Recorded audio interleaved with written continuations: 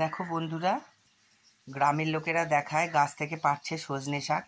আমাদের কলকাতা শহরে তো সেগুলো পাওয়া যায় না, তাই একজনকে শাক বাজারে আনতে বলা হয়েছিল। সে এনে দিয়েছে এই ডান্টি সমেত সজনে শাক। এরমভাবে হয়। এটা 10 টাকা 20 টাকা দাম নিয়েছে। তো এটা রসুন দিয়ে পাতাগুলো এরকম করে সব একটা একটা করে ছাড়াতে হবে। এগুলো সব পাতা ছাড়াতে হবে।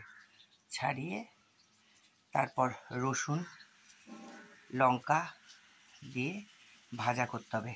এই শাকটা খাওয়া শরীরের পক্ষে খুব উপকার। প্রেশার নর্মাল থাকে।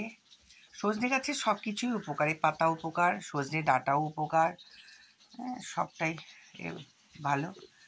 দেখি এটা আজকে খাবো দুপুরে, রান্না করা বা পরে তোমাদের দেখাচ্ছি।